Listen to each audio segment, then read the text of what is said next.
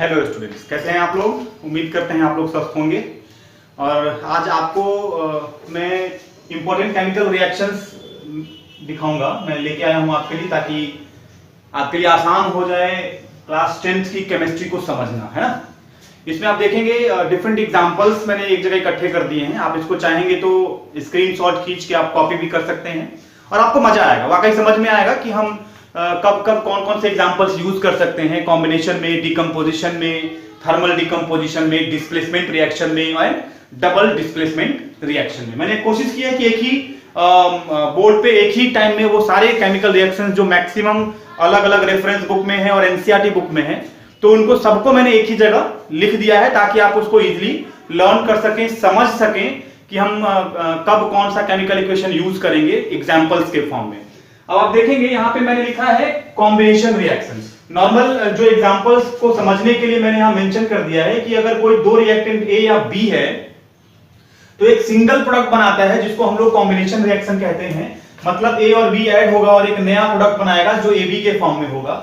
उसी तरह हो सकता है दो या दो से ज्यादा रिएक्टेंट हो, तो उस केस में भी वो सभी तीनों या दो से ज्यादा रिएक्टेंट जितने भी हैं वो सभी कंबाइन होंगे और एक सिंगल प्रोडक्ट बनाएगा, जो एक बेस्ट एग्जांपल है कॉम्बिनेशन रिएक्शन को समझने का।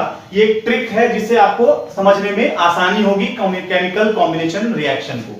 अब यहां मैंने वो सारे इक्वेशंस मेंशन कर दिए हैं जो आपके एनसीईआरटी बुक में या आपके किसी भी रेफरेंस बुक में है, और ये बेस्ट ऑफ एग्जांपल्स हैं जो यूजुअली बोर्ड एग्जाम्स में कई बार आए भी हैं। अब देखेंगे ये क्विक लाइन है जो हम वाटर में जब हम डालते हैं, it is also very good example of exothermic reaction. और ये जो प्रोडक्ट बना रहा है वो बना रहा है स्लेट लाइम, जिसको हम कैल्शियम हाइड्रोक्साइड भी कहते हैं। बच्चे ये फॉर्मूले भूल जाते हैं, तो आपको ये ध्यान में रखना है, ये हमारा स्लेट लाइम कहलाता है कैल्शियम हाइड्रोक्साइड। अब आप यहां देखेंगे दो रिएक्टेंट है एक प्रोडक्ट है, दो रिएक्टेंट है एक प्रोडक्ट है। ये सभी एग्जांपल्स जो है वो यहां से लेके यहां तक ऐसे इक्वेशंस हैं। दो इक्वेशन मैंने यहां भी मेंशन किए हैं, जब मुझे बाद में ध्यान में आया कि इसको भी हमें इंक्लूड करना चाहिए।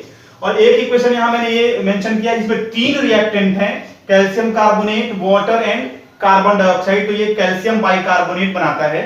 अगर आपको ये ध्यान में हो तो ये रिएक्शन है प्रूफ करने के लिए, ये एनसीईआरटी में क्वेश्चन है भी, कि जब excess of water, excess of CO2 जब हम पास करते हैं कैल्शियम कार्बोनेट से, तो वो व्हाइटिश जो मिल्की कलर था, अगर आपको ध्यान में हो, जब हम स्लेट लाइम से CO2 को पास करते हैं तो कैल्शियम कार्बोनेट बनाता है। लेकिन उसी स्लेट लाइम को हम एक्सेस ऑफ CO2 से पास करते हैं तो वो कैल्शियम बाइकार्बोनेट बनाता है, जो मिल्की कलर का नहीं होता है। और यही वो कंफर्मेशन होता है सेकेंड स्टेप में कि जो कार्बन डाइऑक्साइड है वो किसी भी केमिकल रिएक्शन में कितना ज्यादा या कितना कम प्रोड्यूस हो रहा है। अगर कम प्रोड्यूस हुआ रिएक्शन में कार्बन डाइऑक्साइड गैस, तो वो मिल्की कलर देगा, है ना। उस मिल्की कलर को आप यहां समझ सकते हैं कैल्शियम ऑक्साइड के फॉर्म में या कैल्शियम हाइड्रोक्साइड के फॉर्म में। मैं यहां एक छोटा सा मेंशन कर दे रहा हूं आपको, ताकि समझ में आ जाए। यहां मैं एक छोटा सा एग्जांपल के फॉर्म में मैं लिख दे रहा हूं, कैल्शियम हाइड्रोक्साइड को जब आप कार्बन डाइऑक्साइड से पास करेंगे तो ये कैल्शियम कार्बोनेट बनाएगा। मतलब जब आप स्लेट लाइम से या लाइम वाटर से कार्बन डाइऑक्साइड पास करिएगा गैस को, तो ये मिल्की कलर का होगा। ये मैं मेंशन कर देता हूं क्योंकि एक्टिविटी में है आपके और ये इंपॉर्टेंट भी है, मिल्की कलर का होगा। लेकिन जब आप इसी कार्बन डाइऑक्साइड को एक्सेस फॉर्म में आप इस स्लेट लाइम से पास करेंगे या लाइम वाटर से, तो ये मिल्की कलर का नहीं होगा, क्योंकि इसका फॉर्मूला जो होगा वो कैल्शियम कार्बोनेट की बजाय ये कैल्शियम बाइकार्बोनेट बना देता है। और यही पूछा भी जाता है कि why excess of carbon dioxide when pass through the slaked lime does not gives milky colour. ये क्वेश्चन हो गया, इसका आंसर हो गया because it produces calcium bicarbonate which is not milky instead of producing calcium carbonate. तो ये इसका answer भी हो गया। आप इसको इजीली पॉज करके भी लिख सकते हैं। पॉज कर लीजिए, सुनिए, फिर आप अपनी नोटबुक में कॉपी कर लीजिए। ये बहुत ही इंपॉर्टेंट बोर्ड क्वेश्चन है, ठीक है। तो ये था हमारा कॉम्बिनेशन रिएक्शन। फिर है थर्मल डिकम्पोजिशन रिएक्शन। तो इसको भी समझने के लिए मैंने यहाँ पे कुछ एग्जांपल्स के फॉर्म में, स्केलेटन के फॉर्म में ट्रिक बना दिया आपके लिए, ताकि आपको ये समझ में पहले आ जाए कि हम कैसे डिकम्पोजिशन को मेंशन करेंगे। AB एक केमिकल कंपाउंड है रिएक्टेंट में, और ये टूट के ब्रेक होके C+D बना रहा है। मतलब रिएक्टेंट साइड में यहां एक रिएक्टेंट है और प्रोडक्ट साइड में दो या दो से ज्यादा मॉलिक्यूल है जो प्रोड्यूस हो रहे हैं थर्मल डिकम्पोजिशन से। डिकम्पोजिशन का मतलब ही होता है ब्रेकडाउन, टूटना। मतलब इसको हम कहते हैं it is a opposite of combination reaction. Combination reaction में आप अगर देखें, यहां क्या हो रहा है, यहां पे दो या दो से ज्यादा रिएक्टेंट है और प्रोडक्ट हमारा बन रहा है सिंगल। मतलब रिएक्टेंट साइड में दो या दो से ज्यादा मॉलिक्यूल और प्रोडक्ट साइड में सिर्फ एक ही मॉलिक्यूल, तो ये हो गया कॉम्बिनेशन। डीकंपोजिशन में रिएक्टेंट साइड में एक मॉलिक्यूल और प्रोडक्ट साइड में दो या दो से ज्यादा मॉलिक्यूल या ज्यादा केमिकल सब्सटेंस। यहां जो हमने ट्रायंगल यूज किया है, ट्रायंगल केमिस्ट्री में यूज किया जाता है to denote heat, that is the thermal decomposition. मतलब जब आप केमिकल कंपाउंड को तोड़ते हैं हीटिंग करके, तो उस रिएक्शन को हम थर्मल डीकंपोजिशन कहते हैं। और इसका सिंपलेस्ट एग्जांपल जो है वो कैल्शियम कार्बोनेट है। जब आप लाइम वाटर को जब आप डिकंपोज करते हैं हीट करके, तो ये CaO प्लस CO2 बनाता है, जिसको हम थर्मल डीकंपोजिशन कहते हैं। इसी तरह कई और भी एग्जांपल्स हैं। FeSO4 जिसमें ब्राउन फ्यूम प्रोड्यूस होता है, ये एक्टिविटी में है आपके कि जब आप FeSO4 को हीट करेंगे तो ब्राउन फ्यूम प्रोड्यूस होता है, प्रूफ करिए। तो it produces Fe2O3 plus SO2 plus SO3। इसी तरह लेड नाइट्रेट के केस में भी ब्राउन फ्यूम बनता है जो NO2 के फॉर्म में है। मैं यहां मेंशन कर देता हूं ताकि आप इसको स्क्रीनशॉट खींच के आप लिख भी सकते हैं कि ये जो ब्राउन फ्यूम है वो क्या है, ठीक है। उसी तरह पोटेशियम क्लोरेट भी जब थर्मली डिकम्पोज होगा तो KCl प्लस ऑक्सीजन देगा। पोटेशियम नाइट्रेट का भी वही हाल है, मर्क्यूरस ऑक्साइड का भी वही हाल है और कॉपर नाइट्रेट का भी वही हाल है। जहां पे यहां पे आप अगर देखेंगे तो ये CuO जो है वो ब्लैक कलर का होता है। ये मैंने यहां आपको मेंशन कर दिया है ताकि आपको क्लियर रहे। आप इसको स्क्रीनशॉट खींच के आप पॉज करके इसको लिख भी सकते हैं, क्योंकि कलर जो है वो बहुत इंपॉर्टेंट रोल प्ले करता है किसी भी केमिकल रिएक्शन में या किसी भी बोर्ड एग्जाम में। जब आपको मेंशन करना होगा तो वो कलर के फॉर्म में ही क्वेश्चन बनाते हैं बोर्ड वाले, ठीक है। फिर हमारा इलेक्ट्रोलिटिक डिकम्पोजिशन, जिसको आप मेंशन करते हैं, आप एरो के ऊपर करंट लिख देंगे या इलेक्ट्रिसिटी लिख देंगे। रिएक्शन बिल्कुल सेम है, जहां पे रिएक्टेंट एक प्रोडक्ट कई सारे, बस फैक्टर बदल रहा है। अगर आप करंट से या इलेक्ट्रिसिटी से ब्रेक करते हैं कंपाउंड को तो उसको हम लोग इलेक्ट्रोलिटिक डिकम्पोजिशन रिएक्शन कहते हैं। फिर है हमारा फोटोकेमिकल डिकम्पोजिशन। फिर से वही बात मैं दोहराऊंगा, जब आपने हीट यूज किया तो कहा थर्मल डिकम्पोजिशन और केमिकल कंपाउंड को तोड़ दिया। जब आपने करंट यूज किया तो उसको कहा इलेक्ट्रोलिटिक डिकम्पोजिशन, फिर से आपने केमिकल कंपाउंड को तोड़ दिया। अब हम जब सनलाइट यूज करेंगे और केमिकल कंपाउंड को ब्रेक करेंगे तो उसको हम लोग कहेंगे फोटोकेमिकल डिकम्पोजिशन या फोटोलिटिक डिकम्पोजिशन। फोटो का मतलब लाइट, केमिकल का मतलब केमिकल सब्सटेंस और डिकम्पोजिशन का मतलब हो गया ब्रेक करना, तोड़ना। तो बच्चे मुझे लगता है आपको समझ में आ रहा है ये सब। वेरी गुड, बहुत बढ़िया। आपको समझ में आ रहा है?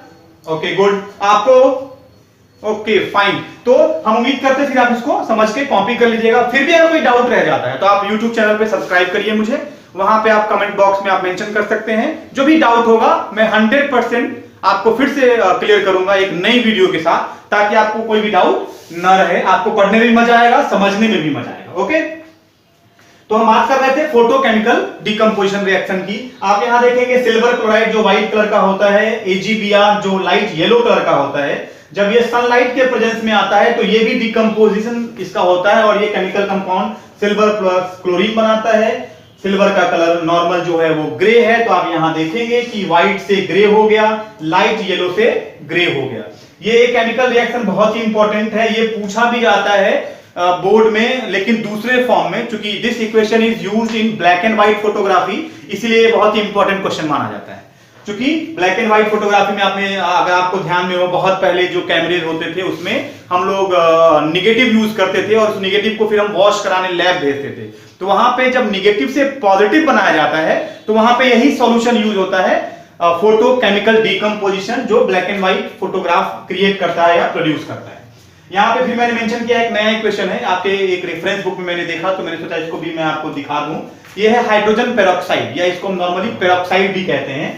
ये जब सनलाइट में आएगा तो वाटर एंड ऑक्सीजन देगा। इसकी एक इंटरेस्टिंग बात ही मैं बता दूं, ये हाइड्रोजन पेरोक्साइड जो है वो यूज किया जाता है जब कान में आपके अगर कोई बहुत पेन हुआ या जो कान की जो गंदगी अगर वो साफ नहीं हो रही है, तो डॉक्टर्स आपके कानों में यही पेरोक्साइड यूज करते हैं ताकि वो इजिली डिसॉल्व हो जाए जो आपके कान की गंदगी, और फिर उसको वो बाहर निकाल देते हैं। तो ये बहुत ही इंपॉर्टेंट केमिकल कंपाउंड है, बायो में भी इसको पढ़ना है फोटो रेस्पिरेशन वाले टॉपिक में। आपको समझ में आ रहा?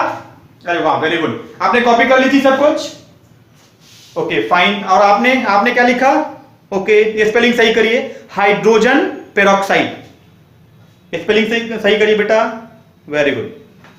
तो ये था हमारा पेरोक्साइड का फोटोकेमिकल डिकम्पोजिशन। फिर है हमारा डिस्प्लेसमेंट रिएक्शन।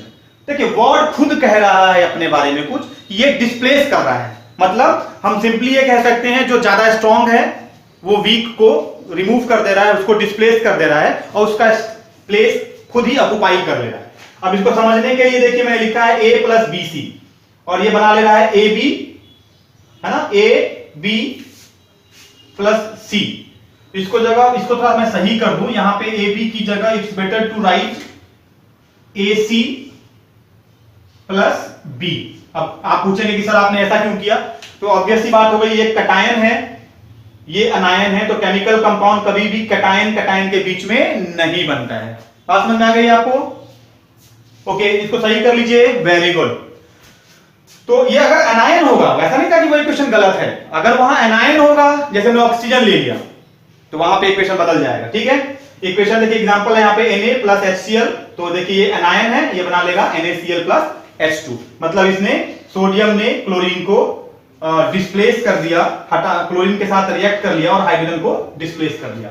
इसी तरह यहाँ पे एल्युमिनियम प्लस कॉपर सल्फेट, आप देखेंगे ये बना रहा है एल्युमिनियम सल्फेट प्लस कॉपर। यहां मैं मेंशन कर दूं, ये बच्चों को ध्यान में नहीं रहता है, एल्युमिनियम की वैलेंसी है +3, कॉपर की वैलेंसी है +2 और सल्फेट की वैलेंसी है -2। अब चूंकि एल्युमिनियम और सल्फेट की वैलेंसी अलग अलग है, इसीलिए यहाँ पे कंपाउंड जो बन रहा है वो बन रहा है Al2SO4 होल थ्राइस। आपको समझ में आ गया बेटा क्यों बना? आप देखिए इसको चेक करिए, मैंने आपको बताया हुआ है कि जो एल्युमिनियम की वैलेंसी है +3 है, सल्फेट की वैलेंसी है वो -2 है, तो केमिकल कंपाउंड जब आप क्रिस क्रॉस करेंगे then you will get Al2SO4 whole thrice. ये मैंने यहां लिख दिया है। ओके फाइन, लिख लिया आपने, वेरी गुड। तो these are all displacement reaction जो आपके एनसीईआरटी बुक में है, आप ध्यान से देखेंगे। यहां एक चीज और आपको याद रखना है कि हो सकता है आपको परेशान करने के लिए क्वेश्चन कुछ इस तरह से भी आ जाए कि हमने यहां मेंशन कर दिया कॉपर को आपने FeSO4 सॉल्यूशन में डाला तो क्या डिस्प्लेसमेंट रिएक्शन होगा? बिल्कुल नहीं होगा। आपको याद रखना है, मैंने आपको रिएक्टिविटी सीरीज याद कराई है, पोटेशियम ने कैल्शियम मांगा, एल्यूमिनियम जिंक फैशन पबता है, कॉपर आज कल और फलता है। याद होगा आपको, ये मैंने पूरी रिएक्टिविटी सीरीज की पोएम याद कराई थी। तो जो भी एलिमेंट नीचे है रिएक्टिविटी सीरीज में वो कभी भी अपने से ऊपर एलिमेंट को डिस्प्लेस नहीं कर सकता है, जो केस यहां बन रहा है। कॉपर जो है वो आयरन से क्या है, नीचे है। ठीक है, मतलब copper is less reactive than iron, इसलिए यहां पे कोई भी रिएक्शन नहीं होगा। ठीक है, फिर यहां पे देखेंगे लेड वाला केस है, सिल्वर वाला केस है, सिल्वर में भी वही बात हो रही है, सिल्वर कॉपर नाइट्रेट को डिस्प्लेस नहीं कर सकता है। ठीक है, कोई डाउट आप लोगों को? आपने लिख लिया? आपने बेटा आपने कॉपी कर लिया? Very good. आपने दिखाइए, नोटबुक दिखाइए, वेरी गुड फाइन। फिर लास्ट हमारा जो है वो है डबल डिस्प्लेसमेंट रिएक्शन। डबल का मतलब हो गया जहां आपने पढ़ा सिंगल डिस्प्लेसमेंट में एक मॉलिक्यूल डिस्प्लेस हो रहा है, तो डबल में क्या होगा, mutual exchange of ions takes place. आपको अगर ध्यान हो, मैंने एक वीडियो डाल रखी है अपने YouTube चैनल पे जिसमें मैंने सारे इक्वेशन, सारे टाइप्स ऑफ केमिकल रिएक्शंस को एक्सप्लेन किया हुआ है विद सुटेबल एग्जांपल। अभी हम लोग यहाँ पे सिर्फ एग्जांपल्स देख रहे हैं जो आपके एनसीईआरटी बुक और रेफरेंस बुक्स में है, ताकि आपके लिए आसान हो जाए समझना और उसको याद करना। क्योंकि केमिस्ट्री में केमिकल रिएक्शंस बच्चों को बहुत परेशान करता है, इसीलिए मैंने आपको आसान करने के लिए एक नई वीडियोस बनाई है ताकि आपके लिए आसानी आ जाए। समझ में आ रहा है ना? पहले से आसान हो गया, वेरी गुड। तो these are double displacement reaction. अगर आप इसको समझे तो ये मैंने एक स्केलेटन बनाया ताकि आपको इजीली मैं समझा सकूं। AB प्लस CD, ये अनायन है, तो ये क्या करेगा, एक्सचेंज कर रहा है, म्यूचुअली एक्सचेंज कर रहा है, तो AB प्लस CB बनेगा। क्या बनेगा, CB, मतलब आयन ने एक दूसरे को एक्सचेंज कर लिया म्यूचुअली। यही चीज यहां सारे रिएक्शंस में हो रही है। यहां मैं बता दूं it is also a precipitation reaction, जो आपकी एक्टिविटीज में है ये सभी प्रेसिपिटेशन रिएक्शन है। ठीक है, देखेंगे BaCl2 सोडियम सल्फेट बना रहा है, ये एक दूसरे को एक्सचेंज कर रहा है, यहां देखेंगे हम लोग, है ना, दिख रहा है। ये बना रहा है बेरियम सल्फेट जो व्हाइट पाउडर है, मैंने आपको एक्टिविटी में कराया हुआ है। उसी तरह लेड नाइट्रेट और पोटेशियम आयोडाइड, यहां येलो प्रेसिपिटेट बन रहा है। मैं अभी कोशिश करूंगा एक वीडियो एक्टिविटी की भी दिखाऊं, ताकि आपको साफ साफ दिखे कि कैसे येलो कलर बन रहा है और कैसे व्हाइट कलर प्रोड्यूस हो रहा है प्रेसिपिटेशन के फॉर्म में। वैसे मैंने आप सबको ये करा चुका हूं, मैं कराया था ना उस दिन, देखा था, आप थे प्रेजेंट? ओके, आप नहीं थे, कोई बात नहीं है। जो बच्चे एब्सेंट थे उनके लिए मैं वीडियो बना दूंगा ताकि आप सबको आसानी हो जाए, और जो लोग सिर्फ यूट्यूब पे अवेलेबल हैं उनके लिए भी आसानी हो जाए। वो मजा भी आएगा आपको जब आप एक्टिविटी देखेंगे कि how fast that chemical reaction took place, कि हमने दो कलरलेस सॉल्यूशन को मिक्स किया और within fraction of second वो येलो कलर का हो गया। ठीक है, तो these are the best example of different types of chemical reaction. हम होप करते हैं कि ये चीजें आपको बिल्कुल 100% क्लियर हो गई होंगी, समझ में आ गई होंगी। फिर इसके बाद नेक्स्ट में हम लोग डिस्कस करेंगे रेडॉक्स रिएक्शन के बारे में, एंडोथर्मिक एंड एक्सोथर्मिक रिएक्शंस के बारे में। ठीक है।